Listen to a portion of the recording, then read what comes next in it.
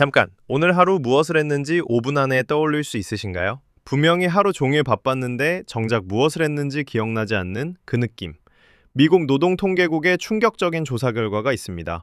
평균적인 현대인은 하루 24시간 중 4시간 27분을 기억하지 못하는 시간으로 보내고 있습니다. 자고 있던 시간이 아닙니다. 깨어 있었지만 흘려보낸 시간입니다.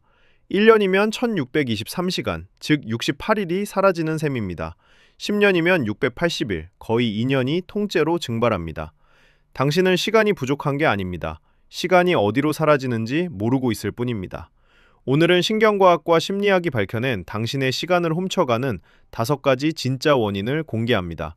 끝까지 보시면 사라진 내 시간을 되찾는 실전 방법까지 알게 됩니다. 첫 번째 이유, 도파민 루프가 당신의 시간을 통째로 삼키고 있습니다. 스탠포드 대학교의 안나 램키 박사가 충격적인 사실을 밝혔습니다. 스마트폰을 한번 집어들면 평균 3분만 사용하고 내려놓을 거라고 생각하지만 실제 측정 결과 평균 22분을 사용합니다. 7배가 차이 납니다. 왜 이런 일이 일어날까요? 뇌의 도파민 시스템 때문입니다. SNS 알림 하나, 짧은 영상 하나가 당신의 뇌에 작은 도파민을 분비시킵니다. 그 도파민은 또 다른 도파민을 찾아라는 신호를 보냅니다. 그래서 스크롤을 멈출 수 없게 됩니다. 이를 도파민 루프라고 부릅니다. 당신은 30초만 보려고 했지만 정신을 차려보면 30분이 지나 있는 경험. 그건 의지력이 약해서가 아닙니다. 뇌가 도파민에 중독되어 시간 감각을 잃어버린 상태입니다. 가장 무서운 건 이 22분이 끝났을 때 만족감조차 남지 않는다는 겁니다. 오히려 공허하고 더 큰 자극을 원하게 됩니다. 시간만 사라진 게 아니라 다음 시간을 즐길 능력까지 깎여나갑니다. 두 번째 이유, 멀티태스킹은 시간을 2배로 잡아먹습니다. 스탠포드 대학교 클리포드 나스 교수의 유명한 연구가 있습니다.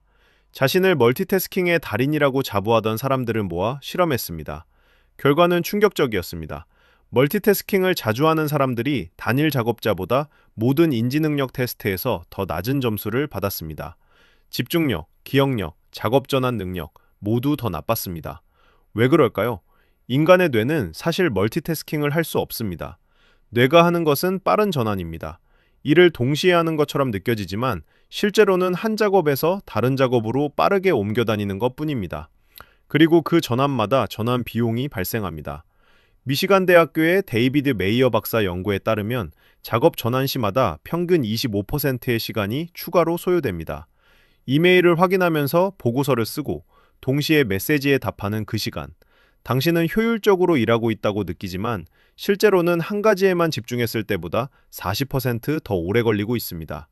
40%더 오래 걸리고 결과물의 질은 더 낮습니다. 이게 멀티태스킹의 진짜 정체입니다. 세 번째 이유.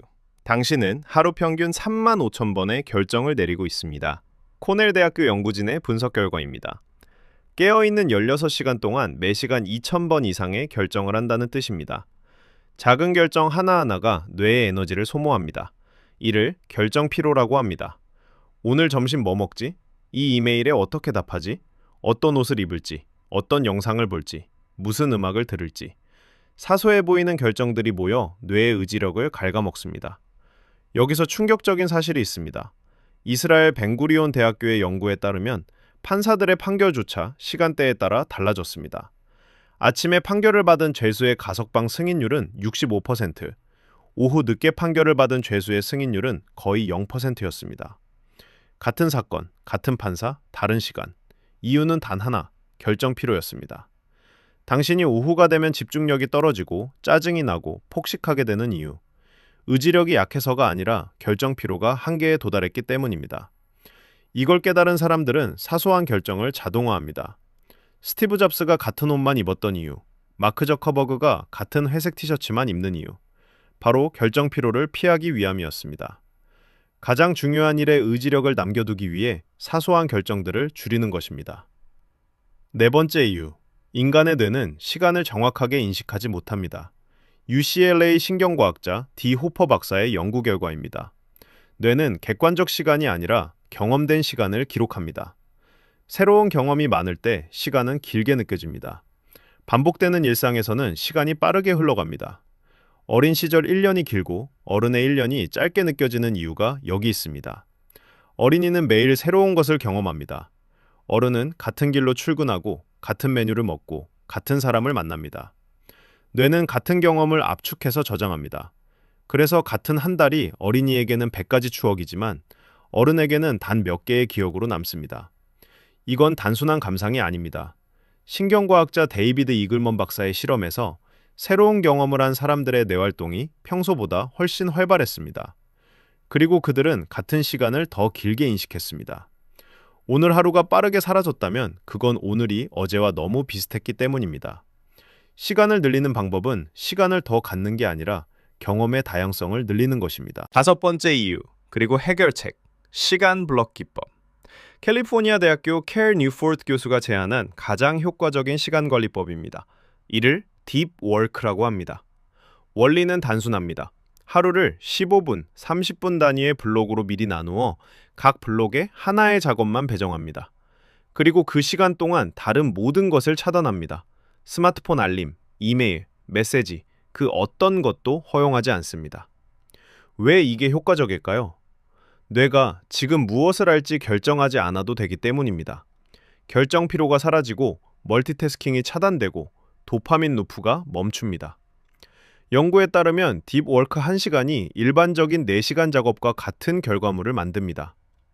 빌 게이츠는 1년에 2번 생각 주간을 갖습니다. 일주일 동안 산속에서 책만 읽고 생각만 합니다. 워런 버핏은 하루의 80%를 독서와 생각에 씁니다. 이들은 멀티태스킹을 하지 않습니다. 한 번에 한 가지에 깊게 몰입합니다. 당신도 오늘부터 시작할 수 있습니다. 스마트폰을 다른 방에 두고 25분만 한 가지 일에 집중해 보세요. 이를 포모도로 기법이라고 합니다. 25분 집중, 5분 휴식. 이 사이클을 4번 반복하면 됩니다. 단 한 번만 해도 사라졌던 시간이 돌아오기 시작합니다. 지금까지 당신의 시간을 훔쳐가는 5가지 진짜 원인이었습니다. 하나, 도파민 루프가 30초를 30분으로 늘린다. 둘, 멀티태스킹은 효율이 아니라 40% 더 많은 시간을 잡아먹는다. 셋, 하루 35,000번의 결정이 뇌의 의지력을 고갈시킨다. 넷, 반복되는 일상은 뇌가 시간을 압축해서 흘려보낸다. 다섯, 딥워크와 포모도로로 사라진 시간을 되찾을 수 있다. 시간은 부족한 게 아닙니다. 사용 방식을 모르고 있을 뿐입니다. 오늘 단 25분만이라도 스마트폰 없이 한 가지에 집중해 보세요.